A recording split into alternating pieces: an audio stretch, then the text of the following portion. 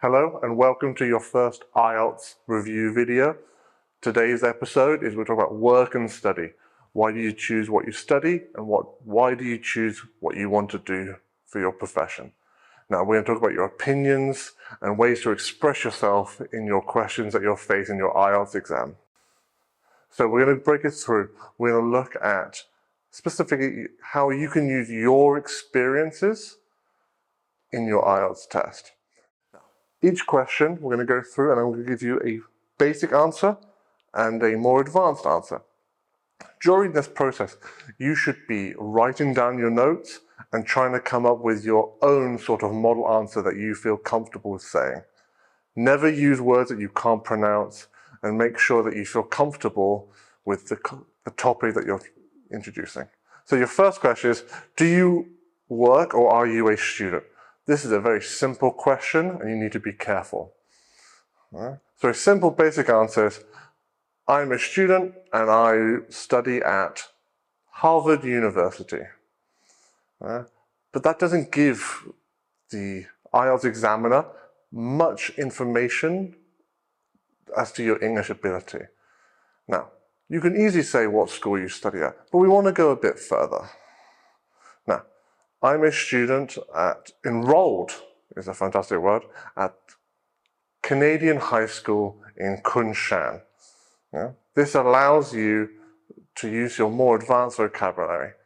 Enrolled is a word that you'll find used throughout your academic life. Question 2, again, another very simple question.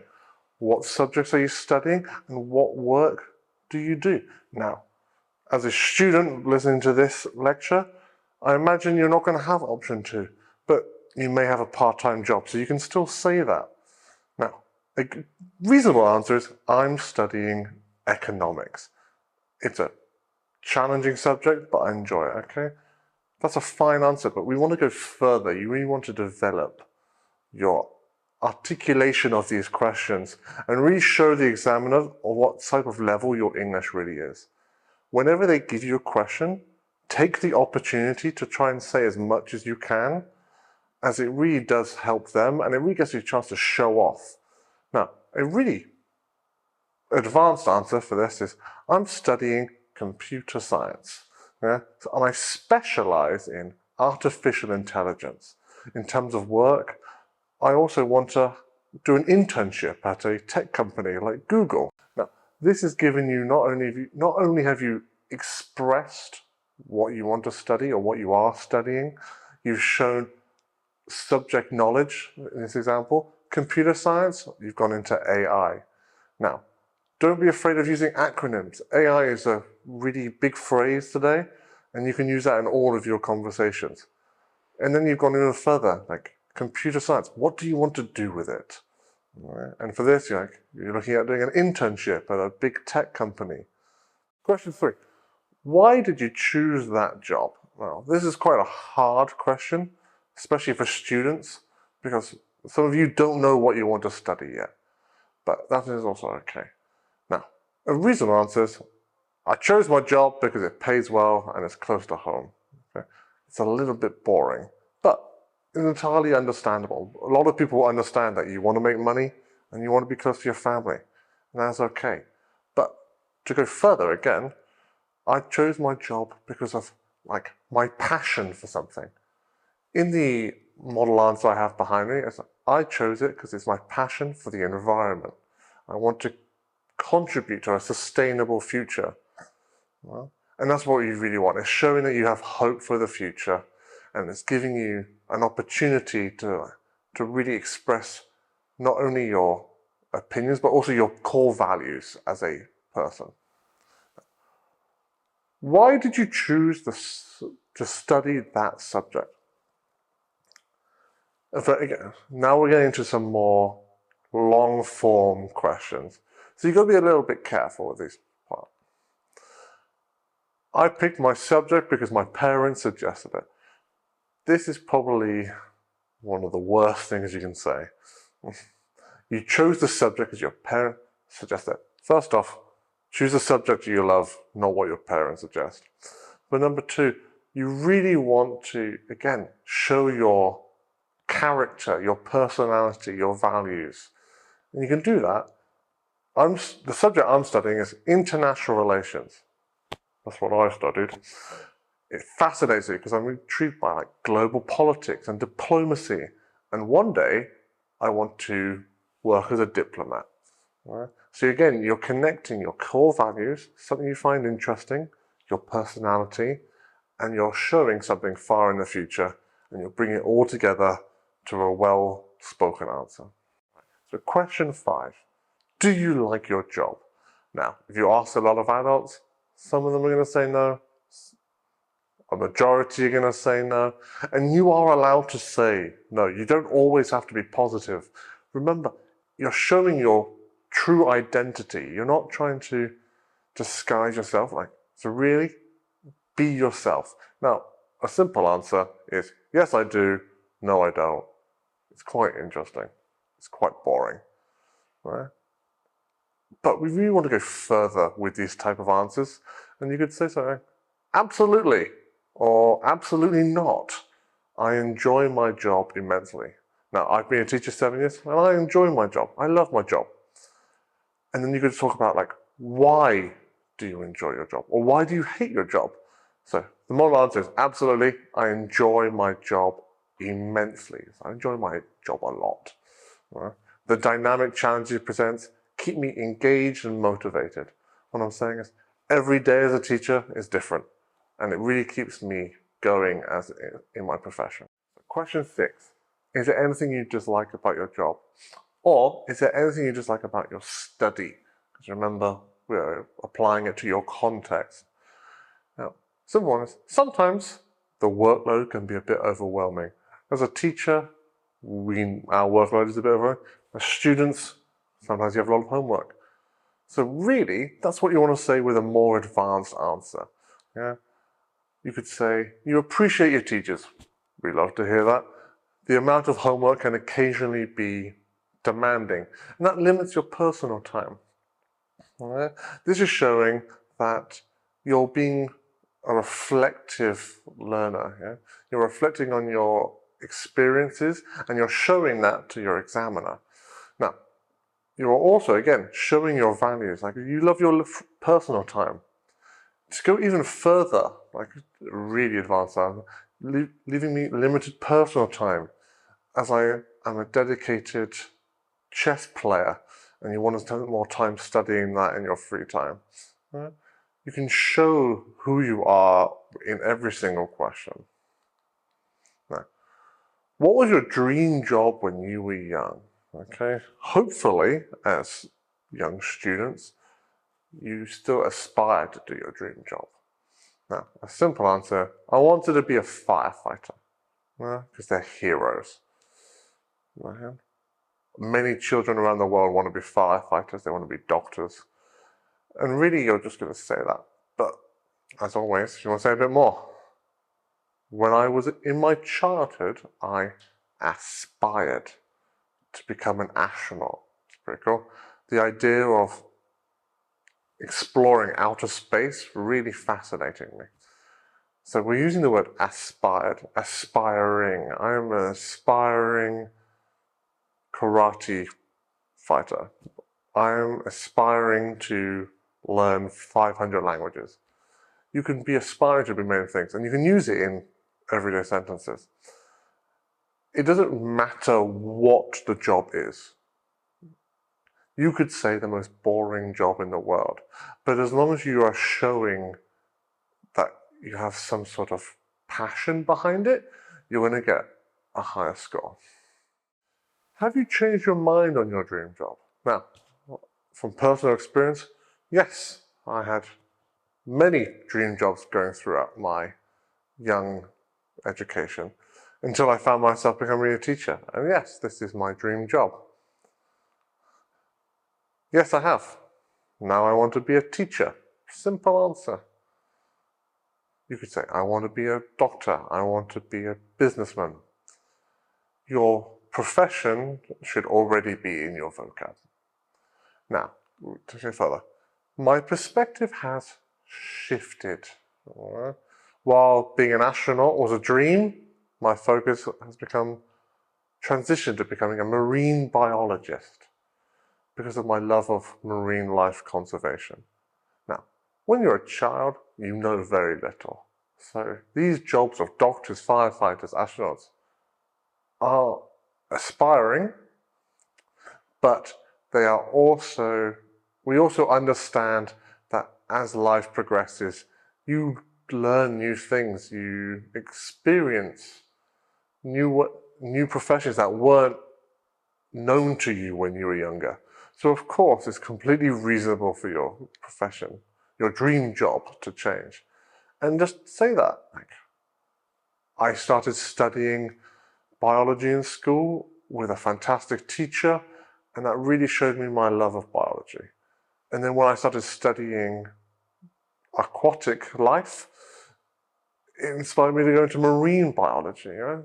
Everything goes through in steps. And if you walk your examiner through those steps, it's going to help you get a higher score. What do you like about your studies?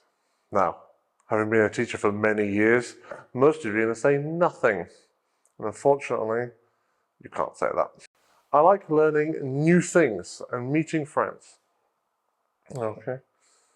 We all like meeting friends, and we all like doing new things. But really, you want a more in-depth. I really enjoy the opportunity to go more, to delve deep into subjects. Right? I don't want to just learn about computer science, I want to learn about AI. Right? I don't want to learn just about biology, I want to learn about dolphins. Right? I'm passionate about gaining valuable insights and knowledge that will shape my future career. So this is a pretty good answer. But again, you could say your future career, you want to work for marine conservation off the coast of Australia. I want to work in NASA as an astronaut. These are all possibilities. What do you dislike about your studies? I'm sure as students, I did as well, your list is as long as your arm. So we can say that. Homework and exams. Really, you're being straight to the point. And whilst you answer the question, I have to keep emphasizing you want to go further. Every time you get an opportunity to expand, if there's a quiet pause, you're either thinking or you don't know your answer. We want to make sure we're thinking. So, homework and exams, they are not fun. Okay? You could say, I value education, but there is a considerable amount of assignments and homework. And sometimes I find that a little overwhelming. And again, related back, very similar to an earlier question.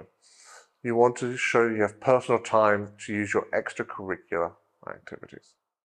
So those are your 12 questions in work and study. We now have a reading passage for you.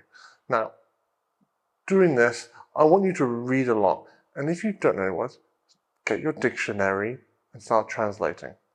Now, this is no other purpose than to get you used to listening to passages, but also to improve your vocabulary and just your general English understanding. Now, this one's about passion and purpose. Unfortunately, I'm going to be looking a bit to the left because I have to read it. I can't memorize an entire passage. So the next part after those 12 questions is a reading passage. Now, I'm going to read through the passage. I want you to just listen. You can rewind it and read along with me too. Now, this is to try and help with your listening skills and your pronunciation, and to just try and give you some more background information on this entire topic. Because the worst thing you can do is go into your IELTS exam not knowing anything about the questions that you're about to be asked.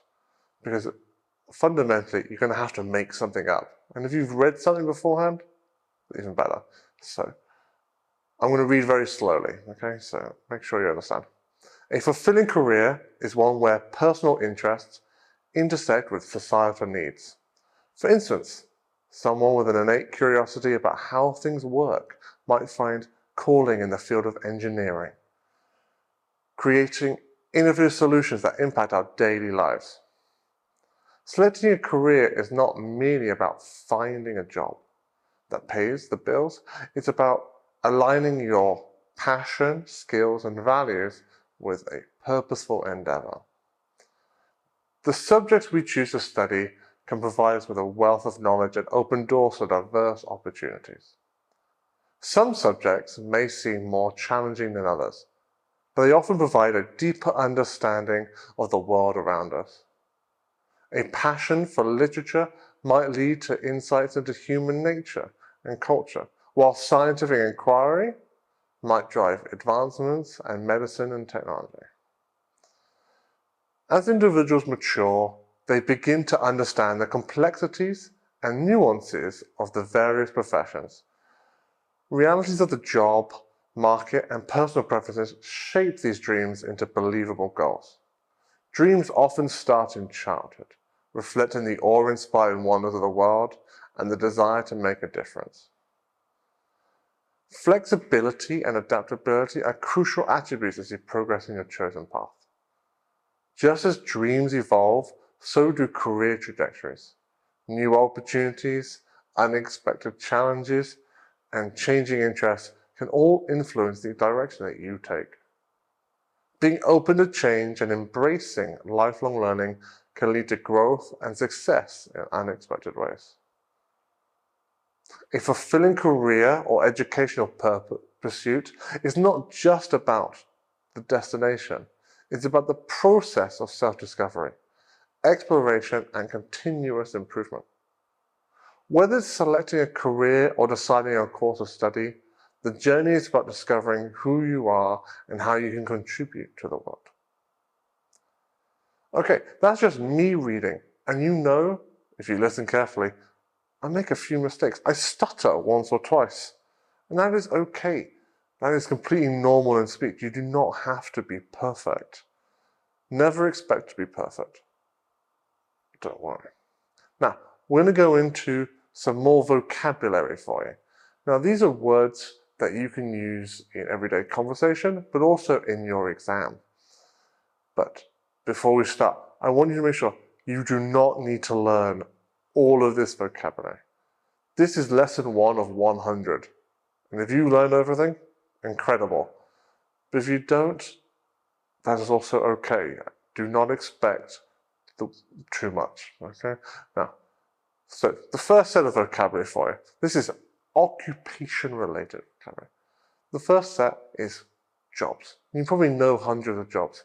Most of English learners learn professions from the youngest of ages. Yeah? Engineer, making stuff. Doctors, teachers, lawyers, artists, entrepreneurs, scientists. Now, having been teaching English as a second language for many years, entrepreneur is perhaps one of the harder pronounced words. And if you can learn it, great. It sounds fantastic when you say it. But also, if you know it's going to get you into trouble or get you stuck, you can avoid it. When they ask you what your dream job is and you want to be an entrepreneur, but you can't pronounce it confidently, it's okay. Lie. It's not going to hurt anybody. Then there are some other topic-related occupation ones. Profession, occupation, job, career, employment, position, vocation. Again, these are all words to describe, like, what do you do? Yeah? I could say I'm a teacher to every single one of those. So when you hear it, if you're uncomfortable with the word vocation, just remember, it also means job. And you can answer the question in the same way as you would, what is your job? Then we have some education-related vocabulary. Again, very similar format. Yeah? Student, scholar, learner, academic, educational, intellectual.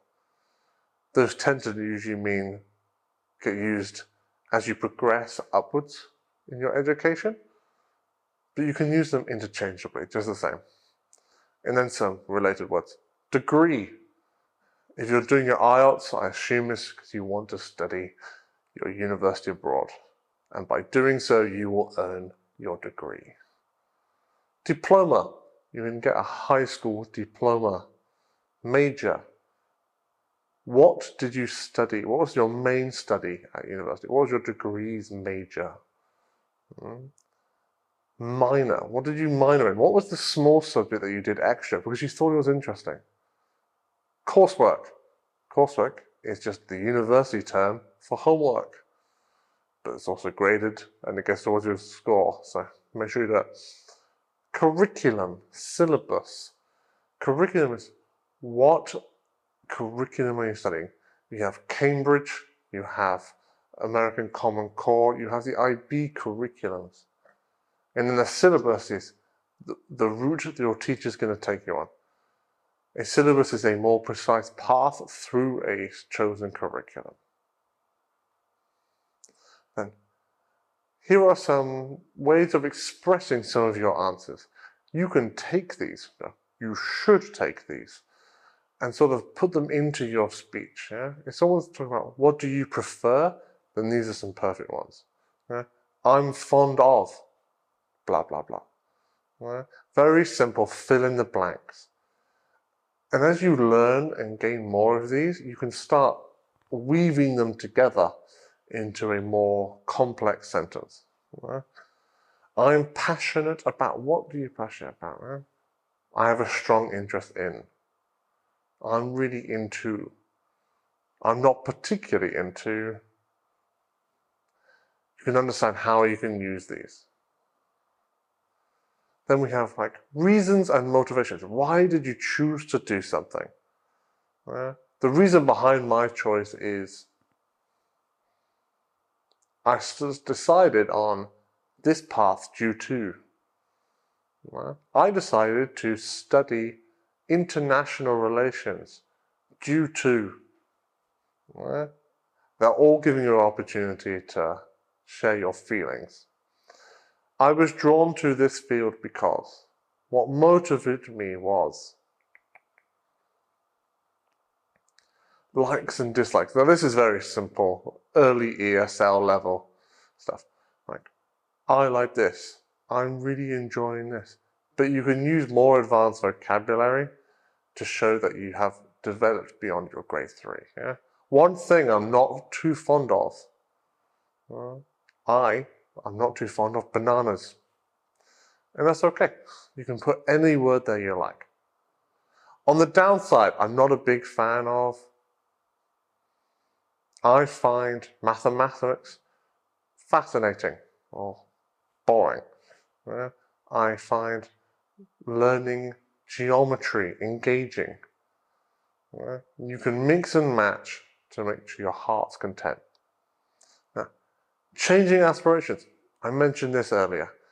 As you're a child, you grow, you have new experiences, and your perspective on life changes, and so does your dream job. I've had a change of heart is a great phrase. And now in the example behind me, it says, regarding my dream job, I've had a change of heart on what I want to have for dinner this evening. Well, by doing each one of these IELTS lessons, you are building on one another, and you will find that they do start interconnecting. So that's why, again, I say you don't need to learn every single one. Over time, my interests have shifted towards, my dream job has evolved from being an astronaut to being a nuclear scientist. Talking about challenges. I've come to realize that my true going through life, you'll have plenty of them. And there's a good way of showing your personality and your values by these type of questions. The most challenging aspect of my job is my students. I care too much. I've encountered difficulties in terms of one obstacle I've faced is, or dealing with has been quite demanding. Again, I keep saying it, I'm going to say it a million times. Take what you know, add a bit more, and you can start mixing and matching. You can start mixing and matching to create your own twist on these answers. Well, you do not have to say word for word what I'm saying. I'm giving you the tools to make it your own. Now, discussing personal growth. Right? Engaging with maths has expanded my horizons. Many people start thinking maths is the way to reason and logic. And many people change when they really get into maths. Right? Geography has greatly contributed to my personal development. Yeah? I've started caring more about the environment, recycling. Yeah? I've gained valuable insights into politics from my economics class. Right? How does politics and economics work together? You can see all of this. Through history, I've become more proficient in understanding European diplomacy, as it all is rooted in its history. Long-term goals. This is where you want to go. In the future, I see myself as a CEO. I hope all of you get your dreams. My ultimate goal is to become a professional basketball player. I'd aspire to work towards world peace. Huge goal, but you can do it. My long-term vision involves traveling to 30 countries. Expressing balance. This shows that you're not entirely single-minded. There's no single focus. You're showing that there is balance in how you approach life. It's a delicate balance between studying history and dealing with sensitivities worldwide. While I appreciate geography, I sometimes struggle with learning all of their locations. I value the benefits of, that it can be challenged to manage all of the homework. So the next section is a paraphrasing section. This is to develop your skills and understanding of the English language. Now, there are three sets. There are your questions, there are your statements, and then your descriptions. Now, I'm going to give you the questions, and I'm also going to give you a paraphrase answer. But really, you should be writing down the questions and seeing if you can paraphrase it in your own words. Paraphrasing is a skill that will really help you develop your English, as you'll be able to take other words, other phrases, other statements, other sentences your friends, your colleagues, your teachers have all used, and you make them your own. Because nobody can remember word for word everything everybody's ever said.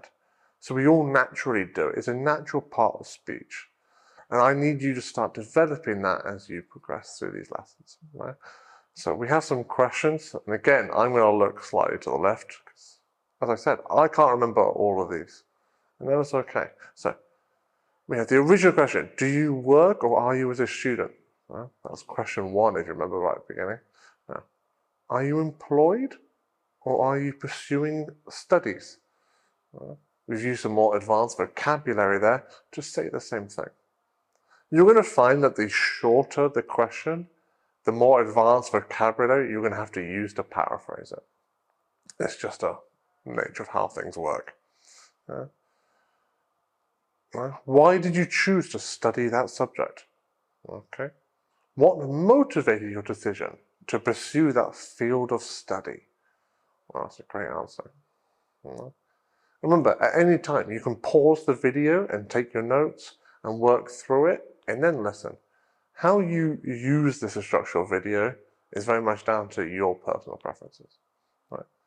Have you changed your mind on your dream job? Have your opinions about your childhood dream occupation altered? Yes. Or what do you like about your studies? What aspects of your academic career or pursuits do you find enjoyable? Then we have paraphrasing statements. Again, there's quite a few. So again, you can pause, take your time, take the original things. If I was you, I would highly suggest You do the statements first, pause the video, try and paraphrase it, and then listen to see if you match the two. Right? So we have, I'm really interested in becoming a software engineer. Right? You could work at Google, Facebook, Huawei, huge companies. Right? I have a strong desire to pursue a career as a software developer. Then we have the best thing about my studies is the chance to explore various subjects. What I appreciate most about my educational journey is the opportunity to delve into different disciplines. Then, my job can be challenging due to the demanding workload. The workload associated with my occupation are present and present considerable challenges. So a good example of paraphrasing is where you take effectively the two parts of your sentence and you swap them around. I'm not particularly fond of the long hours I have to put into my studies. Unfortunately, you all have to study. The extended study hours are something I'm not particularly keen on. Right? And the last section, descriptions. Right? My dream job when I was young was to be a veterinarian, work with animals. Right? During my childhood, I aspired to become a veterinary professional. Then, I'm really enjoying my studies in environmental science. I derive great satisfaction from engaging in my environmental science studies. Well, again, these are examples of just using more advanced vocabulary to get through.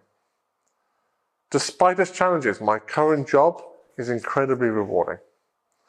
Although it poses difficulties, my present occupation offers substantial rewards. Okay, so we've come to the end.